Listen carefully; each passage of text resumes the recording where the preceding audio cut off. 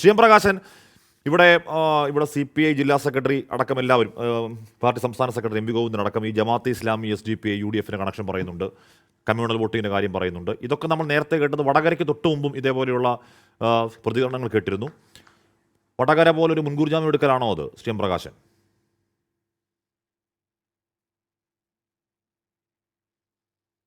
ഇതിന് കോൺഗ്രസും UDF സ്ഥാപിക്കാൻ ശ്രമിക്കുന്നത് കഴിഞ്ഞ തെരഞ്ഞെടുപ്പിൻ്റെ അതേ രാഷ്ട്രീയ അന്തരീക്ഷമാണ് ഈ തെരഞ്ഞെടുപ്പിൽ ഉള്ളത് എന്നാണ്. എന്നാൽ രാഷ്ട്രീയ അന്തരീക്ഷം വളരെയേറെ മാറിയിരിക്കുന്നുവെന്ന് പ്രബുദ്ധരായിട്ടുള്ള കേരളത്തിലെ ജനങ്ങൾക്ക് കൃത്യമായ നിലക്ക് മനസ്സിലാക്കാൻ വേണ്ടി കഴിയും. ഞാൻ ചോദിക്കട്ടെ, കേരളത്തിലെ തെരഞ്ഞെടുപ്പുകളുടെ ചരിത്രത്തിൽ എപ്പോഴെങ്കിലും കള്ളപ്പണം ഒരു വലിയ പ്രശ്നമായിട്ട് ഉയർന്നു വന്നിട്ടുണ്ടോ? മദ്യമൊഴുക്കുന്ന വിഷയം എപ്പോഴെങ്കിലും ഒരു വിഷയമായിട്ട് ഉയർന്നു വന്നിട്ടുണ്ടോ? കോൺഗ്രസിൻ്റെ ഒരു പ്രധാനപ്പെട്ട നേതാവാണ് LDFിൻ്റെ സ്ഥാനാർത്ഥിയായിട്ട് മത്സരിക്കുന്നതെന്നും അവരുടെ UDFിൻ്റെ സ്ഥാനാർത്ഥിയെ സംബന്ധിച്ച് വലിയ നിലക്കുള്ള അഭിപ്രായ വ്യത്യാസം അവിടുത്തെ DCCയിലും കോൺഗ്രസ്സുകാരിലാകെയും ഉണ്ടായിരുന്നുവെന്നും മുരളീധരൻ തന്നെ അതുമായി ബന്ധപ്പെട്ടുകൊണ്ട് അഭിപ്രായം രേഖപ്പെടുത്തിയിട്ടുണ്ട് എന്നുള്ള നില എപ്പോഴെങ്കിലും ഈ കേരളത്തിൽ ഉണ്ടായിട്ടുണ്ടോ? ഇവിടെ ഇപ്പോൾ മറ്റ് പാർട്ടികളിൽ നിന്ന് വന്ന ആളുകളെ സംബന്ധിച്ച് പറയുന്ന കോൺഗ്രസിനോട് ഞാൻ ചോദിക്കട്ടെ, ഇവിടെ മഹാത്മാഗാന്ധിയെ കൊന്നത് ശരിയാണ്, അതുപോലെ തന്നെ കോൺഗ്രസ് നേതാവിനെ ഊളംപാറയ്ക്ക് അയക്കണം, കുതിരവട്ടത്ത് അയക്കണം എന്നെല്ലാം പറഞ്ഞ ആളെ കോൺഗ്രസിനെ കൂടെ കൂട്ടിയിരിക്കുന്നതിനുള്ള അതിർത്തി നേരത്തെ ഉണ്ടായിട്ടുള്ള കാര്യമാണോ? അപ്പോൾ കഴിഞ്ഞ തെരഞ്ഞെടുപ്പിൻ്റെ അതേ നിലയാണ് കേരളത്തിൽ കോൺഗ്രസിൽ നിന്ന് സ്ഥാപിക്കാനുള്ള ശ്രമം അവരെ സംബന്ധിച്ച് അവരുടെ താല്പര്യമാണ്. പക്ഷേ കോൺഗ്രസ് ഒരുപാട് ശുഷ്കിച്ചിരിക്കുന്നു എന്നുള്ള കാര്യം അവർ മനസ്സിലാക്കുന്നില്ല. പിന്നെ BJPയെ സംബന്ധിച്ച് ഞാൻ ചോദിക്കട്ടെ, ഇന്ത്യ മുന്നണിയുടെ നേതാവാണല്ലോ കോൺഗ്രസ്. ഇവിടെ ഒരു കാരണവശാലും BJP ആണ് ജയിക്കാതിരിക്കേണ്ടത് എന്ന് പറയേണ്ട ആളുകളല്ലേ കോൺഗ്രസ്. പക്ഷെ എന്തായി കഴിഞ്ഞ 3-4 ദിവസക്കാലമായിട്ട് പറഞ്ഞുകൊണ്ടിരിക്കുന്നത് 36,000 വോട്ട് ഉള്ള CPM LDF അതൊരു ഒരു ഒരു ഗണനീയമായ ശക്തിയല്ല, അവർ രംഗത്തേയില്ല. ഇത് സ്ഥാപിക്കാനല്ലേ ശ്രമിച്ചുകൊണ്ടിരിക്കുന്നത്? എന്തിനു വേണ്ടിയാ? BJPയും കോൺഗ്രസും തമ്മിലുള്ള ഒരു വോട്ട് വിഭജനം ഉണ്ടാക്കാനുള്ള ഒരു ശ്രമത്തിൻ്റെ ഭാഗമല്ലേ? പിന്നെ ഞാൻ ചോദിക്കട്ടെ, കേരളത്തിൻ്റെ ചരിത്രത്തിൽ എപ്പോഴെങ്കിലും ഇത്ര നഗ്നമായ നിലക്ക് വർഗീയതയാകെ തന്നെ ഒറ്റക്കെട്ടായി നിൽക്കുന്ന ഒരു നില കേരളത്തിൽ UDFിന് എപ്പോഴും ഉണ്ടായിട്ടുണ്ടോ? ജമാഅത്തെ ഇസ്ലാമിയെയും SDPIയെയും എല്ലാ വർഗീയ പ്രസ്ഥാനങ്ങളെയും ഒന്നിച്ചേർത്ത് നിർത്തുന്ന ഒരു നില എന്തിന്? മുസ്ലിം ലീഗിൻ്റെ പ്രസിഡന്റിനെ സംബന്ധിച്ച് പറഞ്ഞ വർത്തമാനം പോലും അത് വർഗീയതയാണ് സ്ഥാപിക്കാനുള്ള ശ്രമമല്ലേ ഇക്കാലത്തുണ്ടായത്? മലപ്പുറത്തെക്കുറിച്ച് പറഞ്ഞുകൂടാ, അത് വർഗീയത. മലപ്പുറം ജില്ലയിൽ ഏറ്റവും കൂടുതൽ ഹവാല പണം ഇറങ്ങുന്നു, പറഞ്ഞുകൂടാ. എത്ര വർഗീയമായിട്ട് കാര്യങ്ങൾ നീക്കാനുള്ള ഇത്തരം ഒരു തെരഞ്ഞെടുപ്പ് ഏത് കാലത്തുണ്ടായിട്ടുണ്ട്? അപ്പോൾ കോൺഗ്രസിൻ്റെ ബേജാറ് UDFിൻ്റെ ബേജാറ് വളരെ വ്യക്തമാണ്. പിന്നെ ആൻറ്റി ഇൻകംബൻസി, ഞാൻ ചോദിക്കട്ടെ, കേരളത്തിൻ്റെ വികസനവുമായി ബന്ധപ്പെട്ടുകൊണ്ട് ഇത്രയേറെ വികസന കാര്യങ്ങൾ നടന്ന മറ്റൊരു കാലമുണ്ടോ കേരളത്തിൽ? കഴിഞ്ഞ തെരഞ്ഞെടുപ്പിൽ അവർ ഉന്നയിച്ചിരിക്കുന്ന ഒരു കാര്യങ്ങളും LDF ഗവൺമെൻറ്റിനെ സംബന്ധിച്ച് ഇപ്പോൾ ഉന്നയിക്കാനാവുന്നില്ലല്ലോ. അതുകൊണ്ട് അവരെ സംബന്ധിച്ച് അവരുടെ ജാള്യത വളരെ വ്യക്തമാണ്. ഒരു കാര്യം ഞങ്ങളെ സംബന്ധിച്ച് ഞങ്ങൾ ഉറപ്പിച്ച് പറയാൻ വേണ്ടി കഴിയും, ഇടതുപക്ഷത്തിന് നല്ലതുപോലെ മുന്നേറ്റം ഉണ്ടാക്കാൻ വേണ്ടി കഴിയുന്ന ഒന്നാണ് ഇത്തവണ ഈ 3 മണ്ഡലങ്ങളിൽ ഈ തെരഞ്ഞെടുപ്പ് നല്ലതുപോലെ അനുകൂല അന്തരീക്ഷം കൂടിയുണ്ട്. കാരണം കേരളത്തിലെ ജനങ്ങൾ രാഷ്ട്രീയ പ്രബുദ്ധരാണ്, ഇത്തരം കാര്യങ്ങളെ സംബന്ധിച്ചെല്ലാം കൃത്യമായിട്ട് മനസ്സിലാക്കുന്നവരാണ്.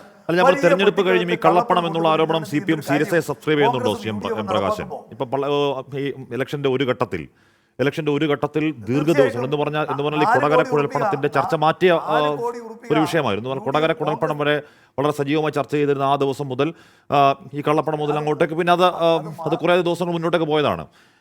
ആ കള്ളപ്പണം എന്നുള്ള ആരോപണത്തിൽ CPM അതിഗുരുതര ആരോപണം ഉന്നയിക്കുന്നുണ്ടെങ്കിൽ എന്തുകൊണ്ടാണ് CPM സർക്കാരിന്റെ പോലീസ് അതൊരു FIR ഇടാത്തത് ശ്രീ എം പ്രകാശൻ?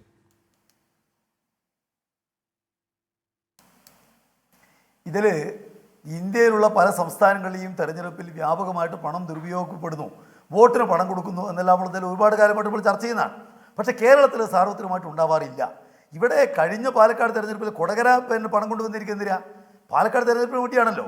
അതുമായി ബന്ധപ്പെട്ടുകൊണ്ട് കൃത്യമായ നിലക്ക് അന്വേഷണം നടത്തി സംസ്ഥാനത്ത് എടുക്കാൻ വേണ്ടി കഴിയുന്ന കേസെടുത്ത് സംസ്ഥാന പോലീസ് 3 വർഷങ്ങൾക്ക് മുമ്പ് കേന്ദ്രത്തോട് ഈ വിഷയത്തിൽ കേസെടുക്കാൻ വേണ്ടി ആവശ്യപ്പെട്ടു. ഇവിടെ കൃത്യമായിട്ട് എടുത്തിരിക്കുന്ന എല്ലാ എന്റെ ചോദ്യം കൊടകരയല്ല, എന്റെ ചോദ്യം നമ്മുടെ പാലക്കാട് പിടിച്ച കള്ളപ്പണത്തെ കുറിച്ചാണ്, അല്ലെങ്കിൽ പാലക്കാട് പോലീസ് പിടിക്കാൻ ശ്രമിച്ച കള്ളപ്പണത്തെ കുറിച്ചാണ്.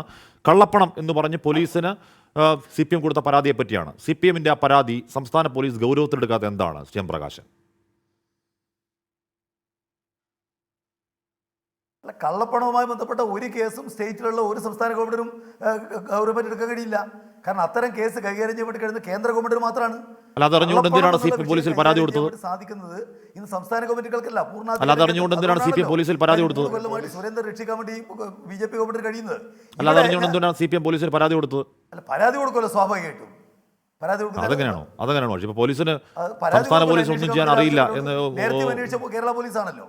ഇവിടെ ഞാൻ അല്ല ഇവിടെ സി എം ഞാൻ പ്രകാശൻ ചോദിക്കട്ടെ, ഇവിടെ ഈ പറയുന്ന ഈ കോടികളുടെ കേരളത്തിലെ കള്ളപ്പണം ചരിത്രത്തിൽ എപ്പോഴെങ്കിലും ഇലക്ഷൻ അട്ടിമറിക്കാൻ രണ്ട് കോടികളുടെ കള്ളപ്പണം മത്സരിക്കുന്ന കൊണ്ടുവന്നു രണ്ട് എന്ന ആരോപണത്തിൽ മത്സരിക്കുന്ന സംസ്ഥാന പോലീസിന് ഒരു ചുക്കും ചെയ്യാൻ ഒന്നും ചെയ്യാൻ കഴിയില്ലെങ്കിൽ പിന്നെ CPM എന്തുകൊണ്ടാണ് കേരള പോലീസിലേക്ക് പരാതിയുമായി പോയത്?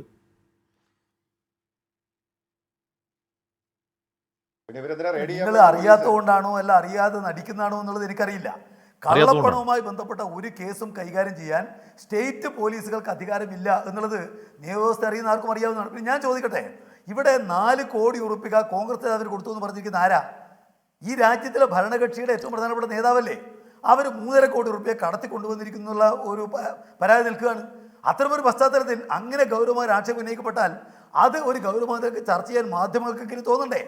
4 കോടി ഉറുപ്പിക കൊടുത്തിരിക്കുന്നു എന്ന് പറഞ്ഞിരിക്കുന്നത് വേറെ ആരുമല്ല, ഈ ഇന്ത്യ രാജ്യം ഭരിക്കുന്ന പാർട്ടിയുടെ സംസ്ഥാന അധ്യക്ഷനാണ്. അത് ഈ തെരഞ്ഞെടുപ്പ് ഉണ്ടായിരിക്കുന്ന ഒരു കാര്യമല്ലേ? അപ്പോൾ കോൺഗ്രസ് ഇതുപോലെ അധപ്പതിച്ച ഒരു പാർട്ടിയാണ് എന്ന് ഇത്രയേറെ വെളിവായിട്ട് മറ്റൊരു കാലം പറയില്ല. കോൺഗ്രസ് ഇത്രയേറെ ആളുകൾ മരിച്ച മനുഷ്യന്റെ ശരീരത്തിൽ നിന്ന് പേനിറങ്ങി പോകുന്ന പോലെ ഇത്രയേറെ നേതാക്കന്മാർ പോയിരിക്കുന്ന മറ്റൊരു തെരഞ്ഞെടുപ്പുണ്ട് ഈ കേരളത്തിൽ എപ്പോഴെങ്കിലും? നിങ്ങൾ പരിശോധിക്കുക. യൂത്ത് കോൺഗ്രസ് നേതാവ് ഷാനിബ്, പാലക്കാട് മുൻ പ്രസിഡന്റ് PG വിമൽ, ദളിത് കോൺഗ്രസിന്റെ മണ്ഡലം പ്രസിഡന്റ് KM സുരേഷ്, യൂത്ത് കോൺഗ്രസിന്റെ പാലക്കാട് ഈസ്റ്റ് മണ്ഡലം മുൻ പ്രസിഡന്റ് ഹക്കീം, അതുപോലെ തന്നെ അലനല്ലൂർ മണ്ഡലം മുൻ പ്രസിഡന്റ് നസീഫ്, പിരായിരി പഞ്ചായത്തിലെ കോൺഗ്രസ് നേതാവായിട്ടുള്ള സുരേഷ്, അദ്ദേഹത്തിന്റെ ഭാര്യ പഞ്ചായത്ത് മെമ്പർ, ഇത്രയേറെ മഹിളാ കോൺഗ്രസിന്റെ ജില്ലാ സെക്രട്ടറി കൃഷ്ണകുമാരി, ഇത്രയേറെ ആളുകൾ അവിടെ പടല പോകുന്ന പോലെയല്ലേ കോൺഗ്രസ് പോയിരിക്കുന്നു. എന്നിട്ട് കോൺഗ്രസിന് ഒരു നഷ്ടവുമില്ല, നഷ്ടമാകെ CPM-ന്. നാണം വേണ്ടി പറയാൻ.